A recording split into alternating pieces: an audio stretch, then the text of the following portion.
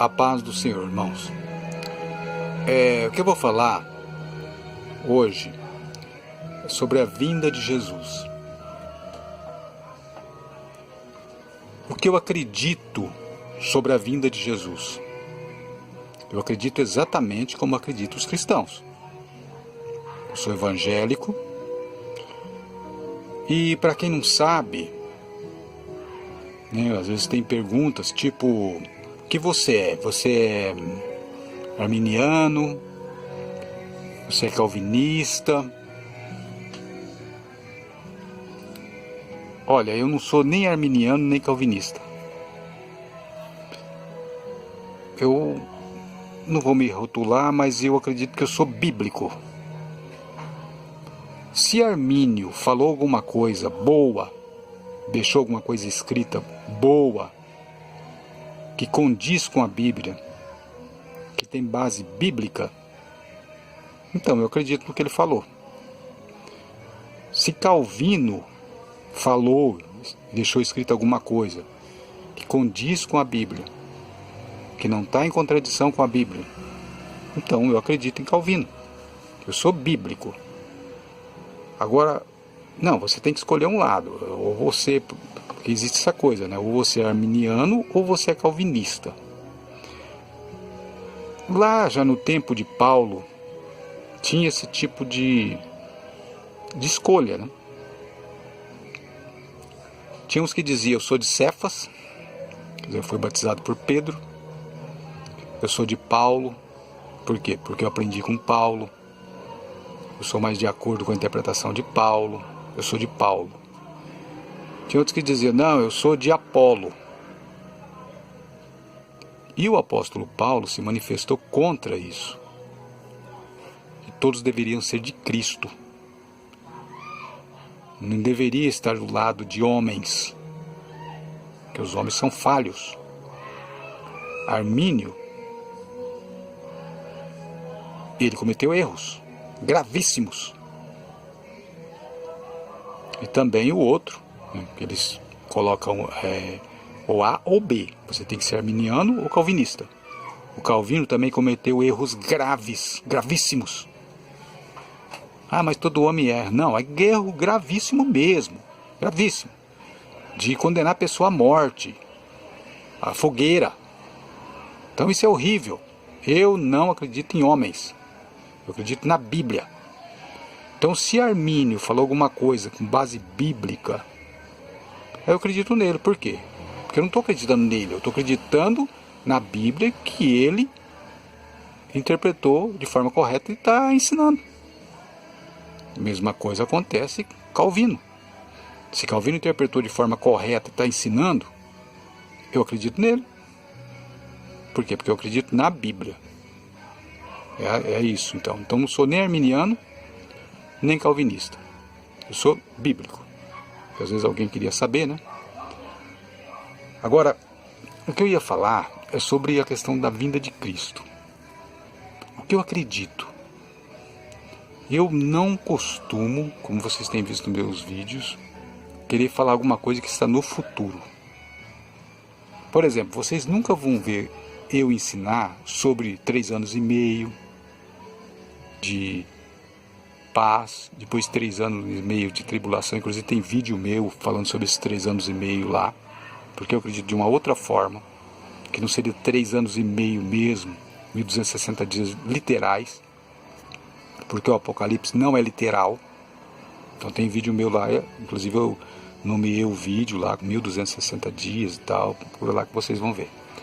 Eu tenho uma opinião mais assim, uma interpretação mais espiritual, porque se formos interpretar o Apocalipse literal e só letra, aí vamos ter grandes problemas.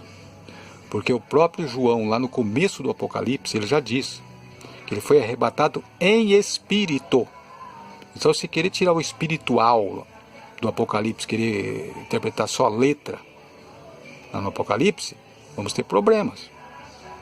Porque ele foi arrebatado em espírito. Isso significa o quê? Que ele acreditava, que ele vivia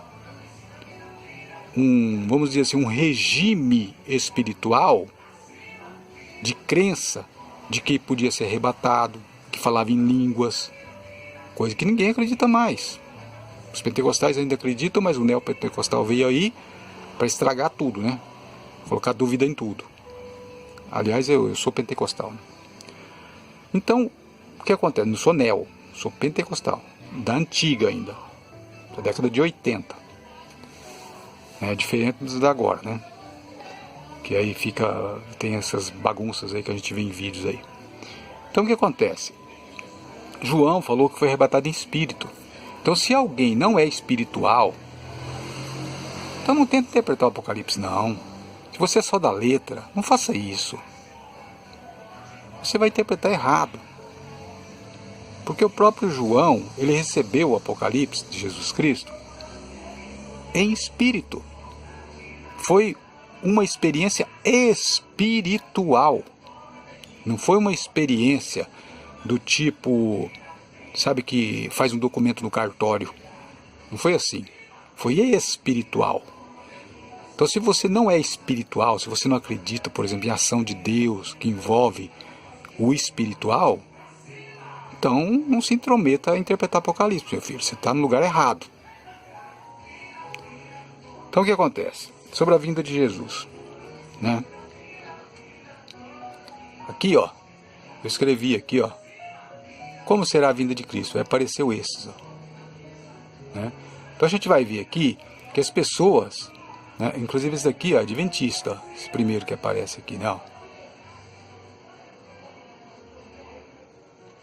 Os adventistas já tiveram problemas sérios lá no princípio sobre a vinda de Jesus. Por quê? Porque inclusive a palavra adventista vem de advento, que tem a ver com a vinda de Jesus. Existe um ditado que diz assim: a raposa perde o pelo, mas não perde o vício. O que isso quer dizer? Em termos do que eu estou aqui comentando, seria o seguinte: comete erros graves, mas não tem consciência para pensar, peraí, eu não dou para isso. Eu já cometi erros, eu não estou acertando, já cometi vários erros, então o que eu vou fazer? Eu não vou falar mais sobre isso. Eu vou mudar o meu discurso. Mas o adventista não mudou o discurso. Previu a vinda de Jesus por várias vezes, erraram e continua ainda falando da vinda de Jesus. Deveriam partir para um outro tipo de matéria, uma outra plataforma para poder ensinar o Evangelho. Mas continua usando a plataforma da vinda de Jesus. Que vemos também outros, né, falando aqui sobre a vinda de Jesus. Interessante que, se a gente for prestar atenção, eles falam de uma maneira que parece muito fácil falar da vinda de Jesus. É como se eu tivesse um script. Escrever um script que Jesus vai ter que cumprir. Ah, mas nós interpretamos a Escritura já. Não há mais nada para interpretar. Nós já interpretamos a Bíblia inteirinha já. Não existe coisa nova, porque nós já interpretamos tudo. Quer dizer, já fiz um script. Só faltava entregar para Jesus e falar, ó, tem que vir desse jeito, ó. Porque se não vir assim, então não é. Quem cometeu um erro desse? Os judeus. Aqui também tem católico, né, falando sobre a vinda. Facinho, muito fácil falar da vinda de Jesus. É cheio de detalhe, né? Sinto muito, mas olha, o que eu acredito, e eu acredito que é a realidade, não vai ser assim. Tem aqui também, não. Pentei um tupete e tal, né? Pastores da moda, né? Falando também aqui da vinda. O dia e a hora da volta de Jesus, com certeza que ele comenta alguma coisa, ele não vai falar que o dia e a hora, que ele não é bobo, né? Mas com certeza ele deve criticar alguém que está falando do dia e a hora da volta de Jesus, né? Mas veja também que se encaixa naquela questão dos mauricinhos, né? Lá, da moda, né? Então veja aí, é fácil demais falar da vinda de Jesus. Aqui também é adventista, né? É muito fácil. Só que eu tenho uma opinião que é da seguinte. Inclusive tem esse aqui que eu fiz vídeo, né, a respeito, e ele briga com os pastores porque ele quer impor a forma dele ensinar. Veja aqui, ó, falsos ensinos. Pastores, aí ele põe aqui entre aspas, né? O que quer dizer? Que não são pastores coisa nenhuma, né? Jefferson Neto e Natan Rufino. Então, tem um cachorro que está querendo atrapalhar agora. Jefferson Neto e Natan Rufino. Então ele critica aqueles que não estão de acordo com as ideias dele. Ele critica, não deveria colocar nome de pessoas desse jeito. Por isso que às vezes eu falo dele, porque ele também está fazendo a mesma coisa. Então, né, chumbo trocado não dói. Agora veja aqui. Ele critica esses pastores, que esses pastores não estão ensinando da forma correta a escatologia. Mas espera aí. E ele diz o seguinte, que as pessoas vão se perder ouvindo esses pastores. Vão perder a salvação. Gente, mas o que é isso? Quer dizer que agora que a pessoa tem que aprender escatologia para ser salvo? Olha o desvio da coisa. Olha, o evangelho, gente, o evangelho não é escatologia. Olha, uma pessoa pode detestar a escatologia, não acreditar em nenhum ensinador de escatologia e ser salvo. Uma pessoa pode dizer o seguinte, olha, eu não gosto de ouvir escatologia, não acredito nas interpretações de escatologia e ser um salvo. Escatologia não tem nada a ver com salvação. Eu ensino escatologia porque às vezes alguém vai dizer assim, você fala assim porque você não gosta. Você não ensina escatologia, então você não assiste também, você não interessa, então você fala assim, não, o meu canal é escatológico. Meu canal fala de escatologia. E eu deixo claro aqui, quem quiser acreditar em mim, acredite. Quem não quiser acreditar, não tem problema. Eu aperto a mão, mesma coisa. E digo, meu canal é de escatologia. E eu digo, escatologia não salva ninguém. Escatologia não vai salvar ninguém. Quem salva é o Evangelho de Jesus Cristo.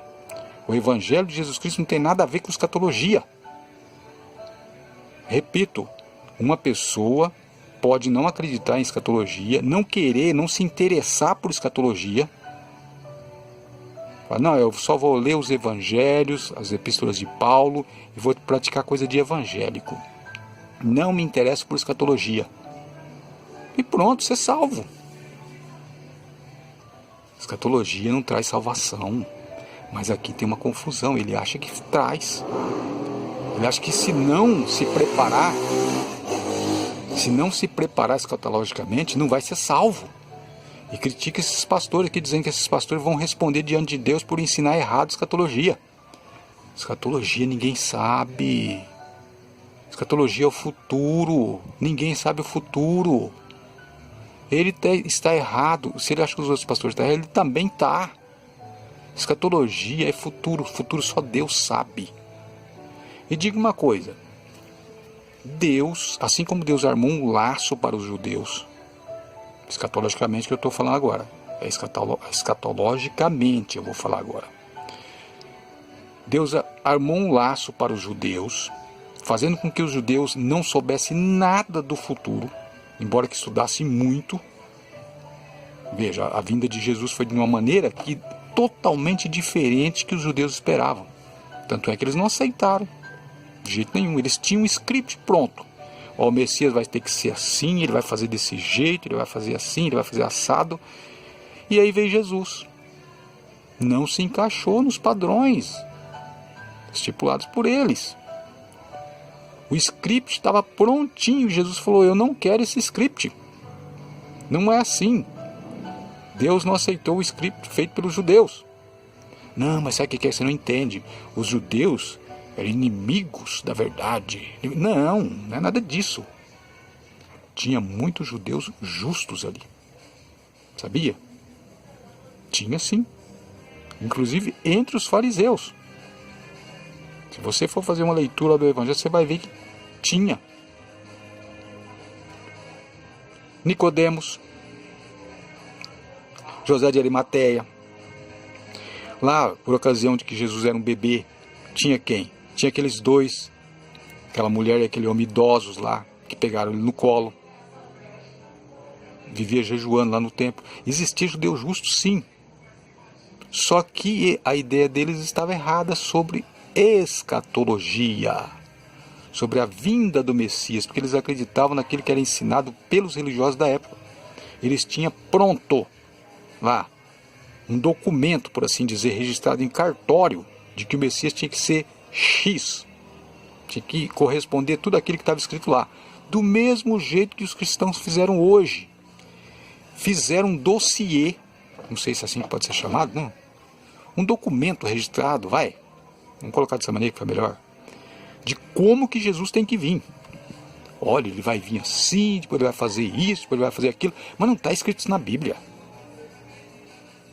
Certo? Tem gente que pensa, tem pessoa que não conhece a Bíblia, acha que está escrito assim A mais B. Não está, não. Você sabia que no Antigo Testamento, que não existia o Novo Testamento, quando Jesus chegou aqui, a vinda de Jesus, não existia Novo Testamento. Até o ano 35, 30 anos, o ano 60, né, que seria 30 anos depois que Jesus foi assunto ao céu. No ano 30 depois de que Jesus foi assunto ao céu, não tinha ainda registros assim sobre Jesus, porque eles achavam que Jesus ia voltar logo. Então, para que escrever? Não vamos escrever nada não, ele vai voltar logo. Então não escreveram nada. Depois, como eles viram que tinha que deixar alguma coisa para a próxima geração, as pessoas que não tinham presenciado, né, ali a vinda de Jesus, então eles resolveram escrever para poder deixar para a posteridade, para aqueles que estavam longe, que não tinham tido nenhuma experiência ali na vinda de Jesus, né? Mas antes não tinha, só tinha Antigo Testamento. Inclusive Paulo, quando escreveu suas epístolas, baseava no Antigo Testamento. Mas você sabia que no Antigo Testamento, que os judeus acreditam só no Antigo Testamento, judeu ortodoxo, você sabia que no Antigo Testamento não tem referência provável sobre os atos de Jesus? Ou seja, você não vai encontrar no Antigo Testamento provas cabais de que Jesus é o Cristo. Você não vai encontrar. Tanto é que os judeus ortodoxos não acreditam que Jesus é o Cristo, porque eles baseiam só no Antigo Testamento. O Antigo Testamento não fala de Jesus. Quando fala, é furtivamente. Quando fala, é inferência. Não existe um Jesus no Antigo Testamento, assim, ação de Jesus, mesmo com outro nome, não existe no Antigo Testamento. Então você que é leigo, você que não conhece as Escrituras, talvez é uma surpresa para você isso. Você acha, por exemplo, que no Antigo Testamento está escrito lá detalhes sobre Jesus antes dele ter vindo aqui, há 2000 anos atrás. Não, não tem não. Tem alguns que quer forçar a barra e tenta colocar, por exemplo, Jesus sendo o arcanjo Miguel. Aí sim teria uma referência lá no Antigo Testamento, um ser pessoal lá no Antigo Testamento e ações lá no Antigo Testamento. Se Jesus fosse o arcanjo Miguel, como tenta colocar, Testemunho de Jeová, Adventista, tenta colocar. Porque eles querem mostrar alguma coisa do Antigo Testamento para mostrar que Jesus estava aqui. Mas não pode, por quê? Porque no Novo Testamento, por ocasião do nascimento de Jesus, o anjo do Senhor apareceu lá. Ele apareceu lá, teve a ação do anjo do Senhor no Novo Testamento. Como que pode ser Jesus se o anjo do Senhor apareceu no Novo Testamento? Não pode. Não, é Miguel. Também não é. Então é totalmente oculto, é totalmente mistério, segredo, Jesus no Antigo Testamento. Por isso que João escreveu: no princípio era o verbo, a palavra, né? A palavra estava com Deus e a palavra era Deus. Então a única maneira de explicar Jesus, que não se chamava Jesus, ele passou a se chamar Jesus no Novo Testamento, quando foi anunciado a Maria, ele se chamará Jesus, porque o nome tem um significado. Jesus, Yeshua, no original, significa salvação de Deus. Por quê? Porque o ato de Jesus seria salvar. Então o nome já traz um significado. O nome tem um significado, né, do seu trabalho, do seu ministério. Então como se chamava Jesus no Antigo Testamento? O Evangelho de João diz. O verbo, a palavra. E depois os outros confirmam, Paulo nas epístolas confirma, dizendo o quê? Que sem ele nada do que foi feito se fez. João fala. E Paulo também diz que todas as coisas foram feitas por eles, né? Por ele. O que João está dizendo lá no começo, no Evangelho de João, lá nos primeiros versículos, o apóstolo Paulo também fala a respeito, né? Que Jesus, todas as coisas foram feitas para ele, né? E por ele, que ele é a imagem expressa do Deus vivo. Ele é a imagem expressa, quer dizer, Deus pode ser visto nele. Então o que acontece? Ele é o verbo, a palavra, e aí entender o quê? Como se explica isso? Quer dizer, Deus fez o mundo com a sua palavra. E a palavra com que Deus fez o mundo se manifestou como sendo Jesus no Novo Testamento. Mas antes era a palavra de Deus. Era Deus e estava em Deus. Então, no entendimento, que é difícil de explicar, é dificílimo de explicar isso. Agora a gente vê aí pessoas, né, como o rapaz aqui, ó, que explica facinho essas dificuldades. Ele explica, por exemplo, blasfêmia no Espírito Santo, ele explica facinho. Se for para explicar Jesus, por exemplo, no Antigo Testamento, ele explica facinho. Mas toda comparação manca. Toda forma de querer explicar Deus manca. Porque se é Deus, ele não é explicável. Deus é mistério. Não vai, se alguém chegar e falar assim, eu vou explicar facinho, eu não acredito não. É mentira. Deus não é uma imagem que você fixa lá, perna e braço com pregos. Não é assim não. Não se explica Deus. Deus está acima da compreensão humana. Então João tenta explicar ali. João tenta explicar. Diz, olha, no princípio era o verbo. O verbo estava com Deus e o verbo era Deus. Difícil de entender? Claro que é. O que ele quer dizer é o seguinte, que Deus no princípio usou a palavra dele, disse, haja luz. Então a luz se fez. Então aquele espírito que saía da boca de Deus para criar as coisas, se fez carne. É isso que ele quer dizer. Lá no capítulo 1, João, o espírito das palavras de Deus que criou as coisas se fez carne e habitou entre nós. Então ele saiu de Deus, gerado por Deus, estava com Deus e era Deus, a palavra de Deus, com a que Deus usou para criar todas as coisas. Então se manifestou nos últimos tempos como sendo Jesus, trazendo a salvação à humanidade.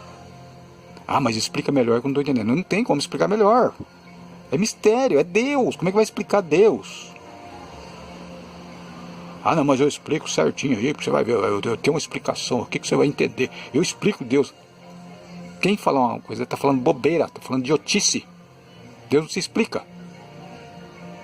Porque quando se explicar Deus, então não é Deus. Então aqui, ó, continuando aqui, veja, não sei se vocês conhecem esse homem aqui, ó.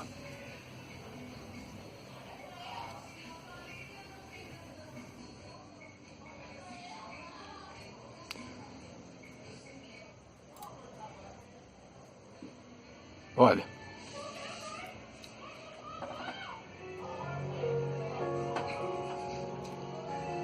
ele se chama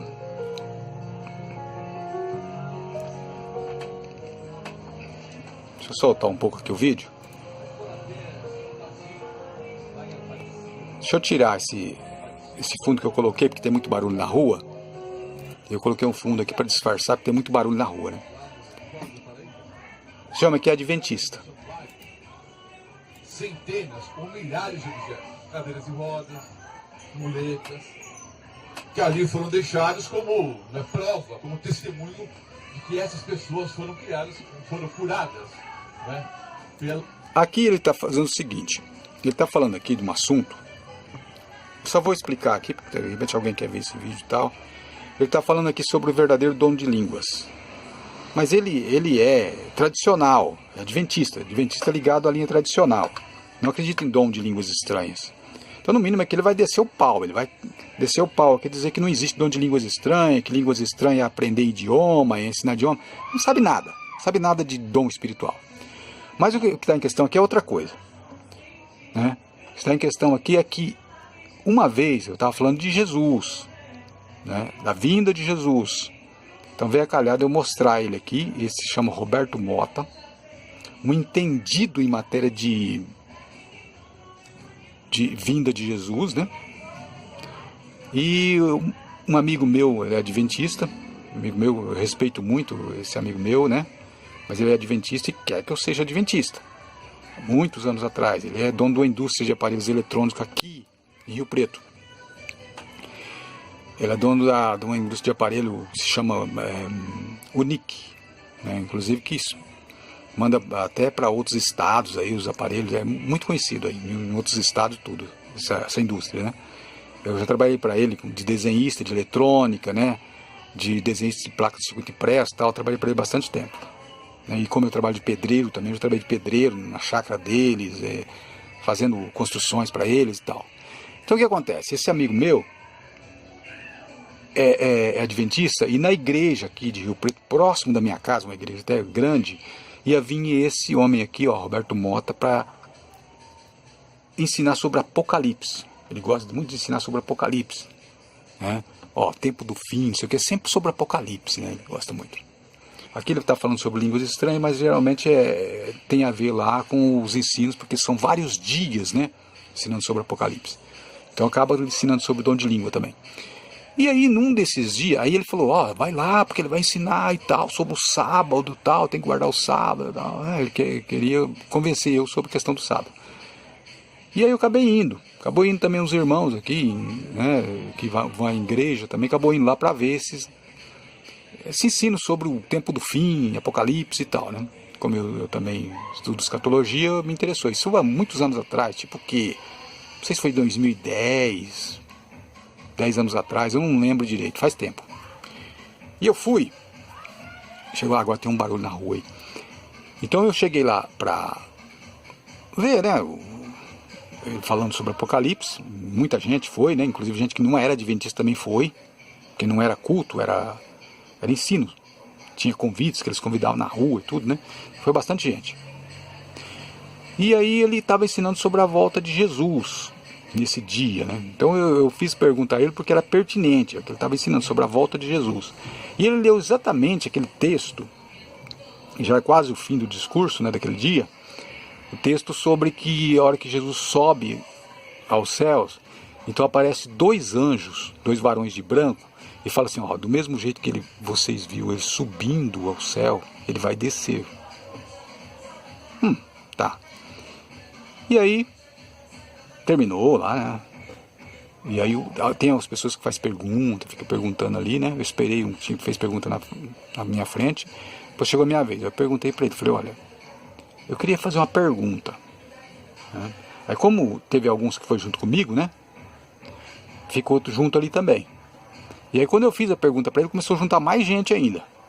Eu perguntei para ele assim, eu falei, olha, Jesus vai voltar da mesma forma que foi. Então ele foi aos céus ali, num corpo. Não é mesmo? Ele disse sim. E quando ele voltar, ele vai voltar também da mesma maneira que ele foi, num corpo, não é isso? Ele falou, sim. Eu falei, mas Jesus não é onipresente? Ele não está em todo lugar ao mesmo tempo? Porque se ele estiver num corpo, aí ele não é onipresente. Como é que ele pode estar em todo lugar ao mesmo tempo se ele está num corpo? Aí a viola ficou em caco. Aí ele falou, pronto, agora como é que eu vou fazer, hein? Ele olhou para a direita, ele olhou para a esquerda, olhou para cima. Bom, se ele é onipresente, onde tiver 2 ou 3 falando em meu nome, eu estaria no meio deles. Onipresente. Então como? Se ele está num corpo, então ele está num lugar só. Ele não pode ser onipresente. né? Se é o Pai, o Filho e o Espírito Santo, Deus. Aí depois ele pegou, ele viu que não tinha como responder, aí ele falou assim, então, você tem uma opinião? Eu falei, tenho. Ele é todo charmoso assim, você tem uma opinião? Né? Eu falei, tenho. Aí já tinha juntado gente ali, dentro da igreja, né? O pessoal adventista mesmo se juntou ali para poder ver com a pergunta que eu fiz, né? Porque alguns ouviram, né? Eu falei, olha, a minha opinião é a seguinte, que quando ele ressuscitou dos mortos, ele já não era como ele era antes, quando ele estava em carne, como qualquer outro homem. Inclusive o apóstolo Paulo fala sobre isso, ele fala, ó, não conhecemos mais a Cristo como antes. Porque o Paulo teve uma experiência terrível com Jesus, né? Ele ficou até cego. E então o que acontece? Eu falei para ele, ó, quando ele apareceu para Maria, por exemplo, Maria não o reconheceu. Só quando ele falou Maria, a expressão, o modo de dizer que foi que ela reconheceu, porque ela achou que ele era o hortelão, aquele que cuidava ali do jardim. E disse, aonde o guardaste? Onde o Senhor colocou o corpo do meu Senhor? Diga que eu o levo, para me levar o corpo dele. E aí o que era? Por que ela falou isso? Porque ela não o reconheceu. Jesus apareceu para ela e ela não o reconheceu. A face dele estava diferente, a voz dele estava diferente. Tá. E aí? Falei, ó, quando ele apareceu também no caminho de Emaús, aqueles que estavam conversando com ele, e não é um caminho curtinho, é um caminho longo, não me lembro bem assim para poder deduzir a distância, mas seria quase 10 quilômetros, foram andando e não reconheceu ele de jeito nenhum, e conheciam ele, andavam com ele, aqueles dois do caminho de Emaús, e não o reconheceu. E outro detalhe interessante, quando ele apareceu lá para os discípulos, a portas fechadas, ele mostrou as mãos e os pés, e tinha o sinal dos cravos, e a ferida do lado. Só que dessa vez, quando ele apareceu no caminho de Emaús, não tinha o ferido na mão, porque senão eles tinham visto as feridas na mão. Quer dizer, já estava diferente. Só reconheceram ele quando ele desapareceu no partir do pão, e correram então para avisar que quem que ia desaparecer ali. E depois de tudo que ele falou pelo caminho, entenderam que era o Senhor. Outra vez ele apareceu também na praia, quando ele disse a Pedro lá, Pedro, tu me amas, né? Então ele estava na praia, e ele disse, vinde e jantai, né? Quando ele disse vinde e jantai, então, e os discípulos estavam no barco, e ele então comunicou com eles ali da praia. A distância era de mais ou menos 100 metros. E eles falou, é o Senhor. O apóstolo João falou. E Pedro então, que estava nu é assim, de cueca, né? Aquela roupa de baixo, pegou a túnica, cingiu-se com a túnica, né? Vestiu aquele vestido assim, né? Que se usava, e pulou na água e foi a nado, para chegar mais depressa. Quando ele chegou lá, para confirmar se era o Senhor, né? Depois a gente lê que eles não tinham coragem de perguntar para Jesus. Jesus disse para ele, vim de jantar, e tinha um peixe assando, né, pão assando, né? E aí lá está escrito assim, e ninguém ousava perguntar, quem és tu? Porque sabiam que era o Senhor. Opa, peraí, mas por que perguntar quem és tu? Porque ele estava diferente. E detalhe. Santa nem apareceu. E detalhe. É interessante que os católicos...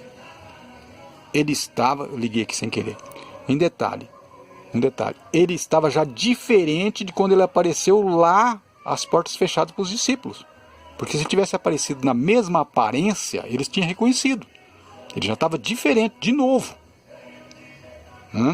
E quando ele apareceu também, que ele foi assunto aos céus, e o apóstolo Paulo fala que 500 irmãos ouviram, né? Está escrito o quê? Em Coríntios, né?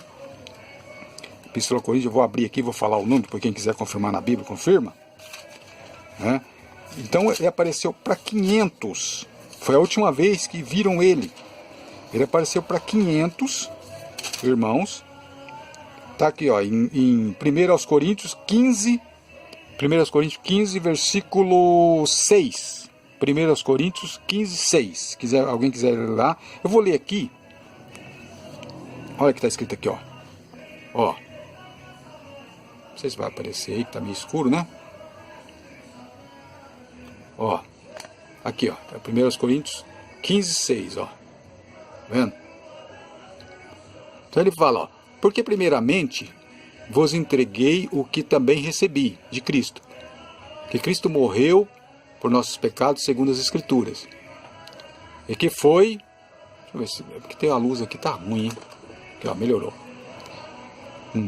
E que foi sepultado e que ressuscitou ao terceiro dia, segundo as Escrituras. E que foi... Tá vendo, ó? Ressuscitou ao terceiro dia, segundo as Escrituras. Lembra que eu disse que não está claro no Antigo Testamento? Quando ele fala Escritura, ele fala do Antigo Testamento. Não está claro sobre a ressurreição do terceiro dia. Lá o que a gente acha sobre ressuscitar o terceiro dia é um texto que não fala que é Jesus vai ressuscitar o terceiro dia. Inclusive os judeus não acreditam que aquele texto quer dizer isso, mas nós que somos cristãos acreditamos que aquele texto lá, à luz do Novo Testamento, está falando da ressurreição de Jesus, né? E que foi visto por Cefas, quer dizer, Pedro, e depois pelos 12, depois foi visto uma vez por mais de 500 irmãos, dos quais vive ainda a maior parte, mas alguns já dormem, quer dizer, alguns já morreram. Depois foi visto por Tiago, depois por todos os apóstolos, né? E por derradeiro de todos, me apareceu a mim como um abortivo, quer dizer, um fora de tempo, né? Um apóstolo fora de tempo. Então o que acontece? Quando ele apareceu eu contando para ele, né? Pro Mota aqui. Falei, ó, então quando ele... agora o texto assim eu não li para ele não, fui contando para ele, eu li para vocês aqui. E quando ele apareceu lá, disse para Pedro, né? Pedro, tu me amas? Ele não foi reconhecido também, mas eles não ousavam perguntar, quem és tu? Sabendo que era o Senhor, porque eles não iam perguntar. Quem és tu? O Senhor é o Senhor Jesus mesmo, aquele que andava com a gente? No mínimo, Jesus ia dar uma exortação neles ali, se eles perguntassem assim. Então eles ficaram meio cismados, não perguntaram não. Depois ele apareceu lá, né, na ocasião da ressurreição, e a gente lê em Mateus, no final do Evangelho de Mateus, a gente vai ler que alguns duvidaram. É curioso que como que uma pessoa vai duvidar se viu ele sendo assunto aos céus? Duvidar? Não tem como duvidar. Se ele está subindo para o céu, não vai duvidar. Mas a dúvida aqui não quer dizer que duvidou de ver um homem subindo para o céu. Não é isso. Não é dúvida do ato em si. Aqui, ó, está escrito aqui, ó. Tá vendo? Ó. E os 11 discípulos partiram para a Galiléia, para o monte que Jesus lhes tinha designado. E quando o ouviram, o adoraram. E alguns duvidaram. Tá vendo? Alguns duvidaram. Duvidaram do quê? Duvidaram que era Jesus. Porque estava diferente. Então eles duvidaram que era ele. Não é que duvidaram de que um homem subia ao céu. Não tem como, eles estavam vendo. Estavam vendo ele subir. Então não estava duvidando do que estava vendo, estava duvidando que era ele. Então o que acontece? Explicando para ele, o Mota. O Mota falou, então dá uma explicação aí, não sei o que, né? Aí eu, explicando para ele, falei, ó, então, toda vez que ele apareceu diferente. E quando ele apareceu a Paulo, que eu acabei de ler aqui agora, né? Ele já não apareceu na forma humana. Ele apareceu uma luz que cegou Paulo e derrubou ele. A presença dessa luz derrubou Paulo do cavalo. Alguns dizem que não era cavalo, não interessa, ele caiu. Todos ali que estavam junto com Paulo, uma comitiva, né, que ia prender os cristãos, né, também sentiram aquela presença, mas não viram nada e nem ouviram a voz. Mas Paulo viu a luz e ouviu a voz. Então veja, se ele apareceu, por exemplo, antes de ressuscitar, como um homem em carne, eu explicando para ele, depois que ressuscitou, ele apareceu de várias formas. diferente. E depois, então, que ele foi assunto ao céu, ele apareceu na forma de uma luz. Então, ele assume a forma que ele quiser, eu disse para o Mota. Ele assume a forma que ele quiser. Ele está... Então, agora, nesse momento, aí eu resumi. Agora, nesse momento, onipresente, ele está como Deus, junto com o Pai. Então agora sim, ele pode saber todas as coisas. Porque note que houve a aparência dele diferente, depois ele apareceu como uma luz, e ele aparece da forma que ele quiser. Aí ele falou, razoável, pode ser. Mas quando eu perguntei para ele, já que ele estava ensinando que ele ia voltar num corpo de homem, que ele continua lá no céu num corpo de homem, aí ele se viu muito enrolado para poder responder a pergunta. Então, em resumo é o quê? Jesus aparece na forma que ele quiser. É esse o resumo que eu dou aqui para todos. Porque ele diz, todo o poder é me dado nos céus e na terra. Então ele aparece da forma que ele quiser. E digo mais, por ocasião da vinda de Jesus, ele terá um novo nome. Ele mesmo fala sobre isso. Um novo nome.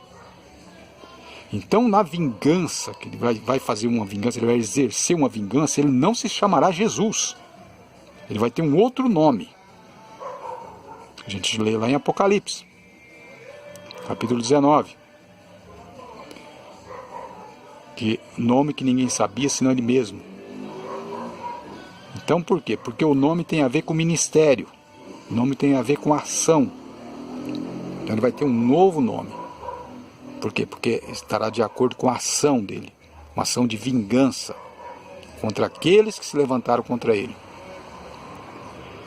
Então, sobre a questão da vinda de Jesus, resumindo, eu acredito que Deus, assim como armou um laço para os judeus, para que eles não soubessem como se daria a chegada do Messias, assim também Deus armou um laço para os gentios, para que eles não saibam como se dará a vinda de Jesus, a segunda vinda.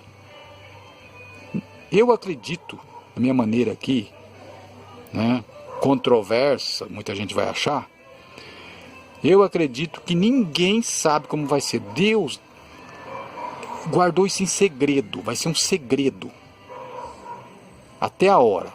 E digo uma coisa, eu chego a pensar que ele vai fazer de um jeito que os gentios vai rejeitá-lo.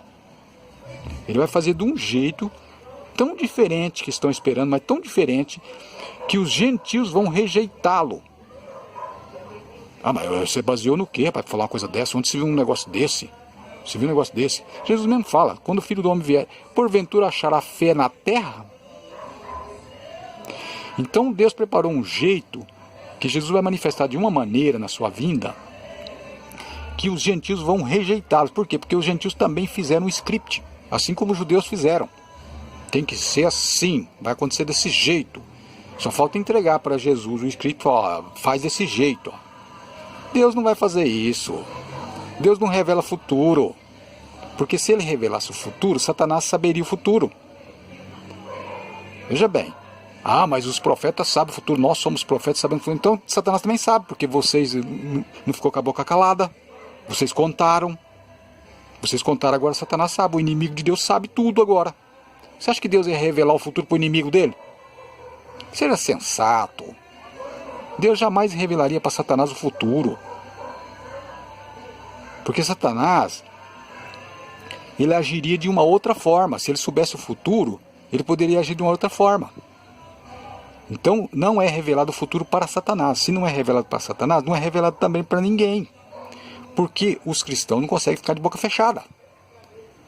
Eles estão contando para todo mundo o futuro, o suposto futuro. Então, Satanás também sabe o futuro. Satanás sabe o futuro, ele pode interferir no futuro, interferir no presente para atrapalhar o futuro. E Deus não revelaria o futuro para o seu inimigo, seu adversário. Quer dizer, adversário do homem, né? Mas adversário no sentido de tentar impor alguma coisa para poder atrapalhar. Mas você não entende, rapaz. Deus projetou tudo, planejou tudo e não tem como Satanás atrapalhar. Ora, então quer dizer que Satanás é servo de Deus, então, ué. Então Satanás não é adversário. Ele é servo de Deus, porque se ele vai obedecer tudinho, ele sabe o futuro e vai obedecer tudinho, fazer tudo como tem que fazer, então ele é servo de Deus, ele não merece ser castigado. Então vê como é que começa a entrar em contradição aí. Então é bom que o homem fique falando sobre escatologia, tentando acertar. Eu acho isso bom. E eu acredito também que não é errado. Mas saber exatamente como vai acontecer, como é explicado aí que a gente vê nesses estudos, isso jamais. Por quê? Alguém pode perguntar, com base em que você afirma isso? Com base no que já aconteceu. Os judeus pensavam que sabia e não acertaram. E os gentios não é melhor que os judeus.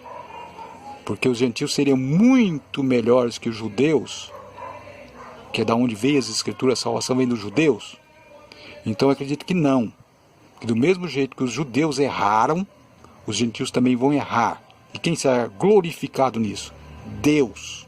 Deus será glorificado, porque só Ele sabe o futuro. Então é isso que eu tenho a dizer. Obrigado por ter visto meu vídeo. Sei que muita gente não vai acreditar, porque as pessoas querem saber o futuro, né? É muito bom saber o futuro, mas é apenas um sonho, né? Você não acredita na vinda de Jesus? É claro que eu acredito. E acredito que está às portas. Mas não vai ser como está no script que fizeram. Deus vai fazer uma surpresa. Assim como fez com os judeus, vai fazer com os gentios. É assim que eu acredito. Porque eu acredito dessa maneira, porque eu já vi acontecer no passado. Então, o sábio, como que é? A gente lê lá em que Salomão fala. Ele diz o quê? Que o que há de vir é exatamente parecido com aquilo que passou. Assim que ele exercitava a sabedoria dele, ele aprendia as coisas comparando as coisas do passado. E eu estou comparando aqui. Eu vi que os judeus não acertaram. E eu seria, no mínimo, né, uma pessoa assim que tivesse pensando de forma errada, se eu achasse que os gentios é superior aos judeus. Não é. Então, se Deus não entregou a ciência do futuro para saber como que seria o Messias, identificar o Messias, para os judeus ele não fez isso, então ele não vai fazer para os gentios também. Então haverá uma surpresa. E digo mais, os gentios vão rejeitar Jesus. Acredito no que eu estou dizendo? Então tá. Obrigado por ter visto meu vídeo. A paz do Senhor.